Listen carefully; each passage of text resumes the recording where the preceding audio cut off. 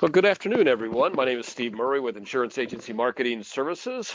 My job today is really just to let you know that our guest speaker is going to be Dave Pimper. Dave is going to do a 2020 sales focus. As you all know, if you've joined us on these before, which I know a number of you have, these are designed just to be hopefully about a 20-minute quick hitter on a very specific subject to help you grow your business. Today, we're going to talk about what I think is an area where there's particularly great amount of opportunity, which is in non-hardship withdrawals from 401ks. Very, very few clients are familiar with them, obviously, and surprisingly few advisors are familiar with that opportunity as well. So the fact that you've tuned in today lets us know that you indeed are aware of the opportunity. And today what we're going to go over, I think, will give you a better idea of not only bring you up to speed on where the opportunities might lie in 401ks and 457s, but also give you an idea of kind of the process that Dave goes through when he's sitting in front of a client to determine whether it's available on their particular plan and to help them walk through the benefits of taking advantage of a non-hardship withdrawal from their 401k. Just to give you a little background on Dave, many of you have joined us on webinars in the past and are very familiar with Dave's background, which is great. For those of you that have not, I think it's valuable to know that Dave has got about 42, right, coming up on 42 years of experience in the business. So he's old, no doubt about that. He'd be the first one to admit that, but he is still very, very much engaged in his business. He still does public seminars. He's up to, I think, somewhere in the low 571 or so seminars in front of consumers now, which you put the math to that over 40 years, that's still a lot of seminars. So he does regular seminars, as you can imagine, a lot of those around Social Security, some around retiree mistakes, and some around, he almost always talks about non-hardship withdrawals as part of his presentation. So he's done a lot of those. He also does radio, Retirement Boss Radio, and he talks about non-hardship withdrawals there. And the reason I mention that is because, as you can imagine, that's an area where probably now more than ever, people have a lot of interest when they watch their 401ks that are fully invested in the market, moving up and down, and maybe they're getting closer to retirement. They might have an interest in, how can I maybe move some of that out of a very limited scope of investments within my 401k, and maybe they're even interested in moving into safer investments like annuities and things like that. So this is a really good time, very, very timely webinar. As you all know, not a better time to be in our business probably in the last 25 years. Caps are higher, rates are higher. The market tumult has certainly led to some people looking for safety. We've seen that a time or two over the past 15 to 20 to 25 years, but never have we seen those two coupled together in such concert as what we see right now. So it really is making for a great time to be in our business. So Dave also, besides being in the business a long time, is also a top producer. He handles both insurance products, and I think it's valuable for you to know that he also handles securities products as well. He's 6'64", 65, 7. I think that's all on the security side. So he's got supervisory capability, Office of Supervisory Jurisdiction on the security side, and he has a 65, so he does assets under management as well, besides his insurance business. He would tell you that his first business over the years was insurance, and kind of maybe his first love, a little bit like you. Besides that, he's coached with us for a number of years, probably about the last 15. I met him on one of our top producers escapes many, many years ago. We were on the back of a boat sailing along the Inner Passage on our way to the next stop on our Alaskan cruise, and he had to be on the back of the boat because he was smoking a cigar, and so he was out there kind of by himself, and happened across him, and we had a nice conversation about his business, and we talked a little bit about the other parts of his business, including coaching, and it was from that his coaching with IAMS kind of sprung forth, and now he coaches only with IAMS and our producers, and has helped many of them grow their business over many years. So Dave is going to join us shortly, but before he does, I wanted to go through some really basic stuff about non-hardship withdrawals. So, the slide, it says finding new money made easy. We all know that it's never easy to find assets and to find assets that people are ready to invest and willing to talk to us about. Certainly 401k non-hardship withdrawal plans. The reason that presents itself sometimes as a little bit easier is because the assets in 401ks are often higher. A lot of times people feel like they don't necessarily have control of those assets. They sit in there and they've got a limited number of investments. They don't hear much about it. Money goes in there and they see it grow or see it shrink, but they don't often feel like they have a lot of control. So when you talk to them about the opportunity to do a non-hardship withdrawal, for most of them, that's very enlightening. They are not familiar with that and how it works. And so when you can tell them that, hey, there is a way, depending on your age, that you can maybe look at doing something in that regard where you can maybe move all or a portion into a more controllable account, maybe a safer account, or maybe just an account where you feel better about the person that's watching over it, namely yourself, that can be quite interesting to them. So is it easy? No, but are the opportunities rather large, and is it more available a lot of times than some other ways that we go about finding assets? I think that's definitely true. So it's always good to kind of understand a little bit about the basics. So when you talk about an in-service non-hardship withdrawal, I won't read that because you can do that certainly as easy as I can. It used to be many years ago, and I say many, like pre-2008, if you all might remember, it's particularly notable to me. There were a couple of situations. Enron was one of the companies, and they had not necessarily a lot of opportunities within their 401k for their employees, and so a lot of people ended up putting a lot of their money right directly into Enron stock. And so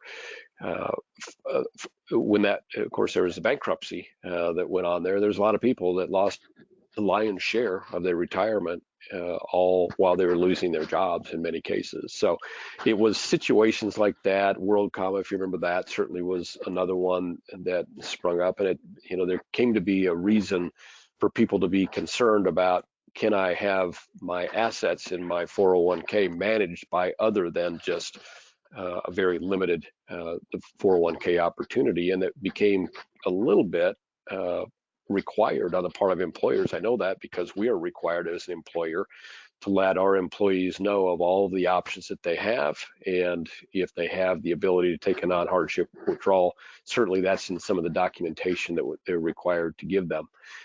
We all know in reality that people don't think a lot about their 401ks. The money comes out of their check, and the employer maybe puts a little bit of matching with it, goes into their 401k, it sits in investment, it grows, it shrinks, it grows, it shrinks, and 15, 20, 25, 30 years later, there's an amount of money in there. And certainly very few people read the disclosures that they might get from their employer that lets them know that they can take an in-service non-hardship withdrawal. So it really is enlightening to them when that is revealed, and generally it's only going to get revealed by someone like you, whether it's via a one-on-one appointment or via a seminar or via some type of communication in a newsletter. The person that they're most likely to find out that they have availability of taking that in-service non-hardship withdrawal at age 59 and a half. And that's most cases. I know that for 57s, I think they'll allow that a little bit earlier, maybe as early as 55. But for most plans, it's 59 and a half that those become available. So something to keep in mind if you haven't already. If you haven't already looked at the opportunity around them, or haven't looked much at what happens in how 401ks work and that possibility of in-service non-hardship withdrawals, because that was not available 15, 18 years ago, and it is available in most plans now, and we'll talk about that a little bit as well. So there are some things that you need to keep in mind it says here rules, or I guess it says thoughts and rules about in-service withdrawal. So for most plans, I think if you've dealt with them at all, you know this, you have to be 59 and a half before, in most plans, before that becomes available. They are available in 403B plans. I mentioned 401ks. That's the most obvious. 457s, that's a lot of governmental plans. And then, of course, there's 403Bs, which are primarily a lot of nurses, teachers, people that work in hospitals, a lot of people that work in schools. It does vary a little bit on what assets become available. Sometimes it's a matter of, what they make available is just your contribution. Mostly, it's all the contributions, and sometimes up to a limit like 80% of all assets in the plan. Sometimes it's 100%. There is a withholding tax that comes out, and so if you do a direct transfer, a transfer from custodian to custodian, so say that the 401k is held by a custodian that handles it on behalf of your client's company, and you then make that transfer directly to another custodian, and that custodian might be an insurance company. If you're going to put in an annuity, it could be a custodian like TD Ameritrade. If, for instance, you were doing assets under management, that was your custodian. If you do that direct transfer, then that 20% is not going to be withheld. But if it goes through the client, which it can go through the client, I think once or twice every year, a client can take constructive receipt without having to be concerned about the taxes on it. But certainly the preferable way is for that money to go from custodian to custodian. And in that case, that 20% is not withheld. Obviously, because the retirement assets are considered a joint asset, quite often it does require that the spouse sign off on that as well. Generally not a problem. And there are folks, I've seen it here within our 401k, and I know that it happens from time to time. It's kind of unusual, but there are some times that people have taken out loans against their 401k, and if that's the case, almost 100% of the time that loan needs to be repaid before they allow for a non-hardship withdrawal. Obviously, a lot of times when you do that rollover or transfer, you're going to do it into an IRA. If you're doing it into an insurance company, that's really the most common, is you just put it into another qualified account, most commonly an IRA. But there are other options that are made available outside of a standard 401k that are made available through annuities, which things like guarantees, options for guaranteed income, and of course it gives your client the opportunity to review and look at many other opportunities that maybe they haven't in the past. So, and certainly gives them a greater feeling of control. Hello, Steve. Hey, Dave, how are you? Well, I'm sorry. I just got late in my computer. I was late on an appointment. It was a doctor, and they talk a lot. So we were in talking about stuff, but I apologize for being late today. Oh, no problem. No problem. We've just been kind of making our way through it. I did a nice introduction of you, and if you are ready, can you see the screen all right? I can, yeah. Okay. Yeah, we're on the tall building here. We're on the tall building slide, and I haven't even begun to talk about that at all. So if you want to go over, why is it that companies offer in-service withdrawals? I think that would be a great way to take over. Yeah, well, thank you. And I do apologize. We have a bunch of folks on the line. I apologize for not being on at exactly 2:00 Central. But in-service non-hardship withdrawals, we do a lot of them. If you're 59 and a half or over and it allows it, you can take all or part of your money out, roll it over to an IRA. We're able to work with it as advisors, and they really have more control of their money and different benefits than what their retirement plan has. So you got to wonder, why does a company even offer in-service withdrawal provisions? Well, I'll tell you, the very last thing there, employer liability, it's a big deal. Because there's lots of plans that only have, small plans that may have maybe 6, 7, 8, 10 at the most different options. It isn't like what we can show so many different kind of options. But if you have the in-service plan, they can say to them, hey, you should have took it out because you could have done anything you want to. It's funny because companies don't promote it. They don't want money to flow out of the plan. But if there's ever a type of a lawsuit or unhappiness, they say, well, certainly you can take it. Another thing is kind of from the C-suite, but executives of some type. When they move over, they've got millions of dollars in their former company plans. They can roll it over, and it's available to them if they want to take it out. So that's another reason why.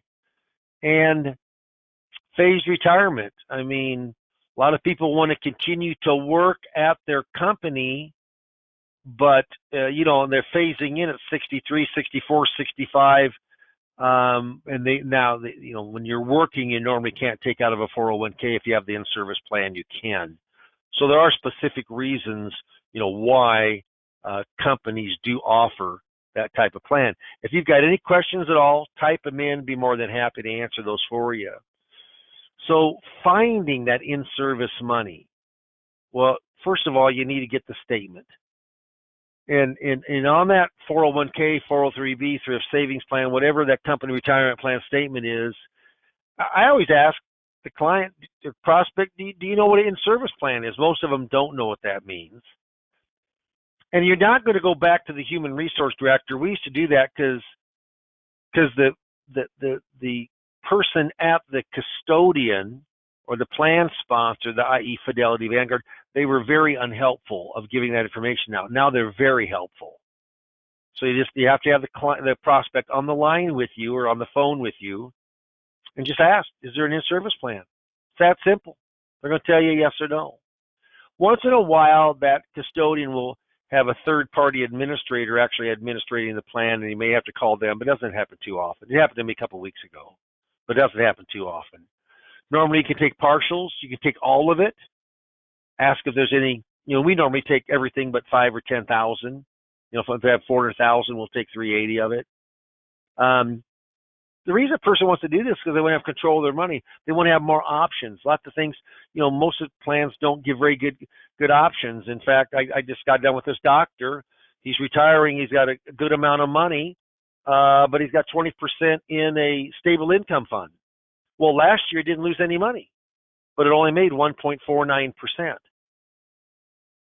Well, if the market would have gone up, that wasn't very good. Since the market went down, it looks pretty darn good. But you can get with us through fixed index or fixed, lots of times much better rates than that. We just want to make their portfolio better, which you can do lots of times by transferring and rolling that money over. So remember, anytime you do a direct rollover, it's tax-free. You continue the tax deferral. The transfer is tax-free. Once it's in there, it's tax-deferred. A lot more investments, certainly annuity options. The fixed index, if you look at some of the cap rates cap rates in particular are extremely strong right now. RMDs are not 72. That's wrong. That's an error at 73. It went up at the beginning of the year because of the Secure Act 2.0. Having control of your money, who doesn't want to have control of their money? There's my mug. Yeah, I took a new picture about a year ago. It makes me look old. Makes me look my true age. Yeah, I got actually 560 public seminars I've given. That's a lot of seminars. I'm a big lead generation guy. I started in 81, so it's going to be 42 years, July the 9th of this year. I'm in full production, full bore, pounding the bricks. And just to let you know, this would happen to come in from radio. It's a doctor. I may get it. I may not. You know what? A lot of doctors are tough to work with, but he's got $3.5 million worth of investable money, and he said, you know what, Dave? I said, how much? You want to do a portion of this? You're looking at all this? What are you looking at, Doc? And he told me he'd start with $1 million. Well, that's a starter, So that happened to come from radio, and I have one tonight that came from a Social Security seminar. It's a sheet metal union guy, real nice, him and his wife, and just unhappy with how much down it went, and he's 62 years old. He's still going to work for 3 more years, and we're doing it in service. Yeah, we're doing it in service plan, just like this right here. I think there's about 135,000. I think we're doing 130,000. And they wanted to be very, very conservative, so there's a fair amount in a fixed indexed annuity. I do securities also, don't have to, of course. You do strictly insurance. But I try to take subjects and make them complicated subjects to make them easier. I've got a Social Security background, which is kind of nice, and a lot of people don't understand Social Security. But I'll tell you what, and I know we're talking about in-service plans right now, but in those Social Security workshops, and you're working with those people that are, mainly 57, 58 to about 66, 67, you're working with all kinds of people that are retiring in 1 or 2 or 3 more years, and they never even thought that you could work a part of their money. They're there for Social Security, but there's a way to transition on over to that investment. It's been very rewarding for me, since I've been working Social Security. But our systems are turnkey. A lot of FMOs have different kind of training, different kind of seminars. Not a lot of them have a person who will coach you. You could call. How about this? How about this? And so I've got that ongoing support. A lot of our systems are turnkey. You plug it in and off you go. Always guarantee success? Of course not. It's marketing. But I will say this, in-service plans, if you're not doing in-service plans, I would say 25, 30% of all of the business that rolls through my company is from in-service non-hardship withdrawal plans. That they're very, very strong. And if you're not doing it, you need to absolutely think about it. Yeah, I like to say, this is an old saying about procrastination. It says, procrastination is my sin. It brings me constant sorrow. I really shouldn't practice it. Perhaps I'll stop. Well, tomorrow never comes. No, you're a procrastinator. Not very often does a lifelong of procrastination bring you the greatest of luck. If you heard something today, you said, I should learn more about in-service plans. Yeah, and Steve will put it up. It's a poll. If you mark yes, I would like more information on in-service plans, today's subject, absolutely mark yes. And I know we've got a couple questions, Steve, because I can see them here, but marketing, our business is, I always say it's more of a contact business than football. We're in the contact business. If you're not in contact with a prospect or a client, you're basically out of business. I mean, really, the time that I'm out, the majority during the day, now I do coaching too, but I'm saying in front of a prospect or in front of a client there too. But what happens is it's when I'm doing the little bit of paperwork I have to do. I happen to have 3 administrators. I don't like paperwork. I do a lot of different varied things with fixed index, fixed, and then securities. But being in front and that client or prospect generation is what a lot of people just don't have an expertise, and I'm fortunate that I do. So if anything to do with marketing, you might want to mark yes on that also. Steve, I'll hand this over to you, and let's answer any questions that have popped on up. Well, Dave, before you popped on, I mentioned a little bit about your marketing actually specifically, and so the 2 questions I can answer really quickly. You can get a copy of this actual audio replay of this webinar from our website. You need to wait until probably tomorrow morning. But of course, all the slides and all the talking points that we just went over, they'll be all on our YouTube channel. So for those of you that have asked, can we get these slides? That's as close as we get to making the slides themselves available. Which is great. And then I mentioned a little bit about seminars and radio. I just kind of gave your history on the way coming in. And I've got a gentleman in San Antonio asking about radio.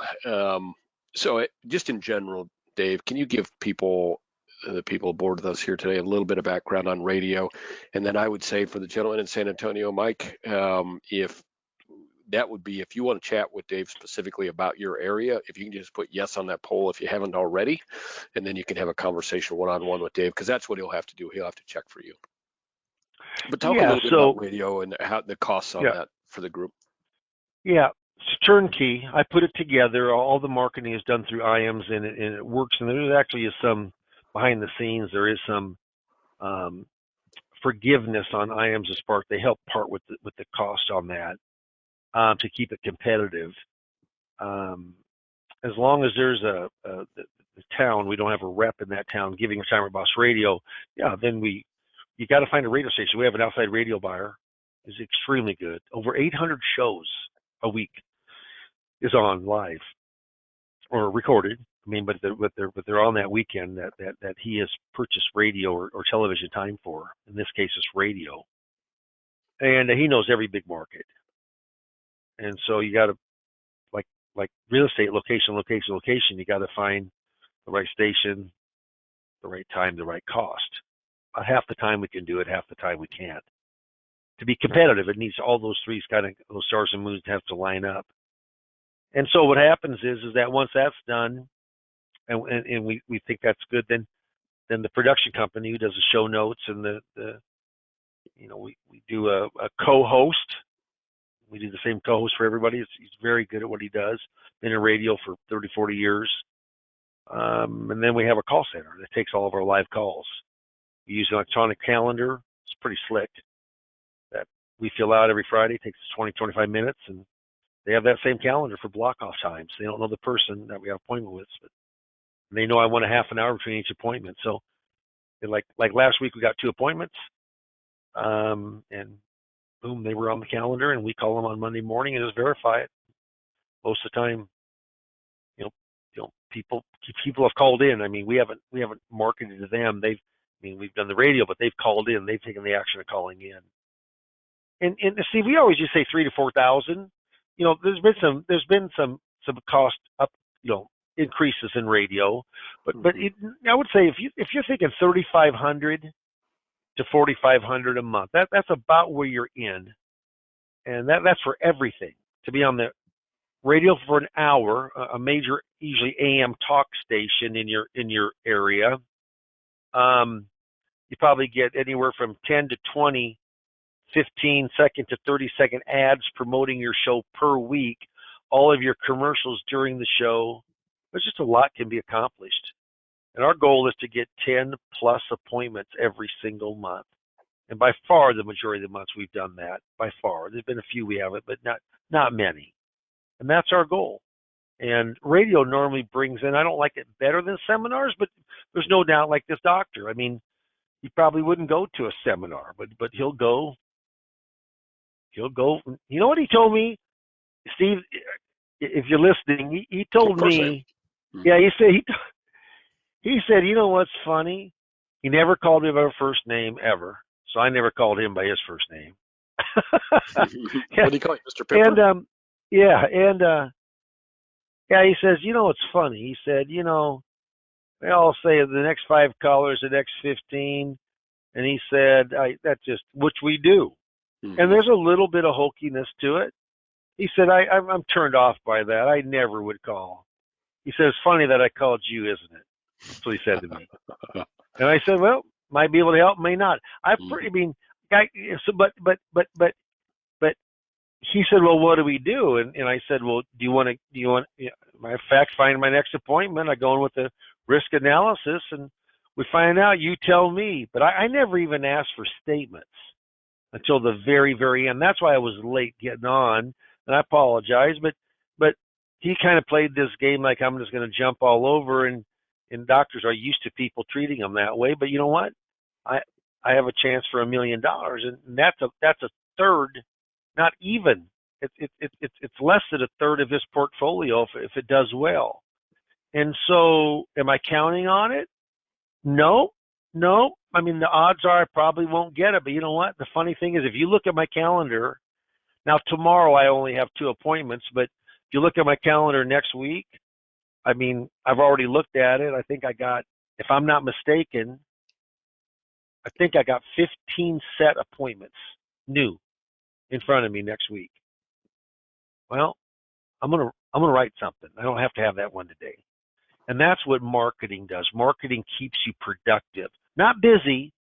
A hamster on a wheel is busy, going nowhere, exhausting itself. Now I want to be productive. And what does productive mean in our business? We're that step closer to a sale. That's being productive.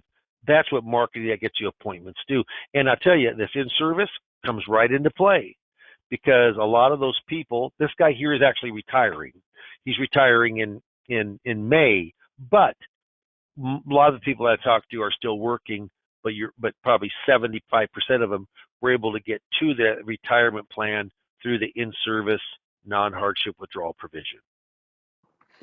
Well, it may have been my fault a little bit here, Dave. I think he thought, because I mentioned that you have a radio show and you talk about in-service non-hardship withdrawals, but the whole radio show isn't obviously about in-service. Dave has, during your radio shows, you probably have good solid four calls to action, and one of them might be if you want to learn more about this, you want to learn more about that, Social Security, and that's just one of four, and that is a weekly radio show, so it's not one show a month, it's one show per week, and that it cost does vary, as Dave mentioned. It can, depending on the size of the station, it could be more, depending on the size of the station, it could be less, but that's a pretty good rule of thumb.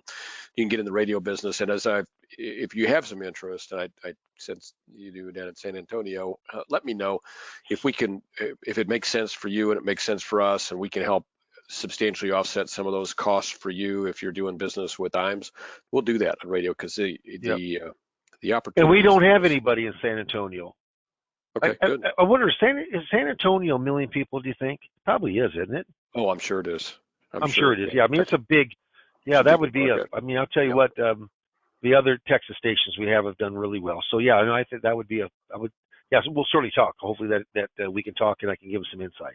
Perfect. I think we're getting ready to close out. We've gone over the 20 minutes. I know there's a question or two more. I'm hopeful that those people that have questions have maybe made that a point with you. I see that. This is my fault, Steve. It's my fault we're late. Sorry. Oh, it is not. It isn't. So we have 100% yes of voters, but we have about 3 or 4 that have not voted. So sometimes we know that's a technical problem that you can't vote. So Lisa Marie will give you all a call after. Don't worry if we call and you don't have interest. Just say, no, that is not of interest to me. I wasn't able to let you know. Those of you that did mention you have some interest in spending a minute with Dave and talking a little bit more about in-service non-hardship withdrawals, or maybe there's something else you want to talk to him about, Dave will certainly set aside that time. What do we break out on your calendar, Dave? Do you do 15 to 20 minutes per call? 15 to 20. It hardly, I mean, I normally have an appointment behind it, so I would say that we're easily done within 30 minutes, but it normally takes 15, 20 minutes. Yeah. Good. I know you can get talky. I know, I can. I know. So you know what? After I'm done with 15 minutes, I give them a couple minutes and off we go. I'm joking. No, it goes back and forth. But you know what?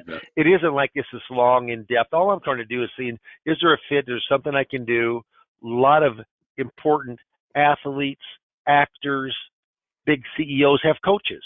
And why is that? Because hopefully we can see some stuff that maybe you know. I mean, I was talking again, Steve, today. You know, Greg B. up in New Jersey. Oh, yeah, sure. We coached right back then, and he said why I stopped doing, Dave, the seminars, because they were successful. And he said, I need to get back in. And that's true, though. Sometimes we know what to do, but I'm just there to kind of encourage it, help you. Maybe there's a little better way of doing it. I told Greg there's some things that have changed.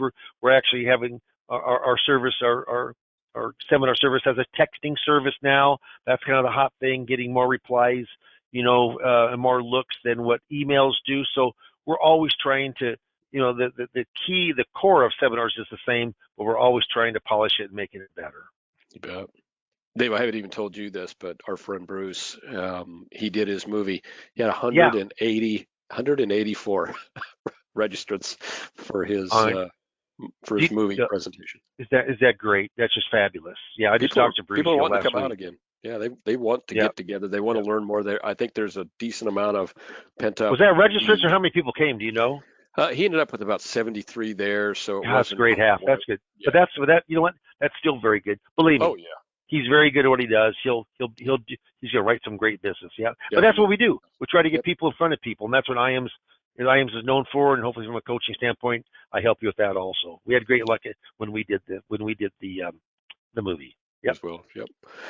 Well, good. Thank you for joining us today. Thank you all. I had a big crowd for a Thursday afternoon, especially when I know that you're all so busy with your businesses right now. If you're anything like us, your phone is probably ringing off the hook. Hopefully, it's ringing off the hook with people wanting to talk with you about what you do. And so I appreciate you breaking away for a minute and learn a little bit about non-hardship withdrawals. There's a whole lot of opportunity there. As we talked about earlier, there's no such thing as easy money, but it is easier money, and the cases tend to be rather large, as you know, Dave. So I appreciate you. Yeah, hey, Steve, when you find easy money, could you give me a real quick call? I'd love to be part of that. You'll be my second call. Yeah, I appreciate it. Yeah, and again, thank you for everybody for bearing with me getting on today. But it was my pleasure to help you talk about in-service. And if you mark yes, we'll talk, and we'll see what happens from there. Perfect. Thanks, everybody. Have a great afternoon. If we don't talk before, have a great weekend as well. And thanks for being part of the IAMS team. We sure appreciate it. Have a great day. By the way, we don't have our number here. If you need to call us, give us a call at 800-255-5055 and expect a call from Lisa Marie here shortly. Thanks, everybody. Thanks, everyone. Bye now.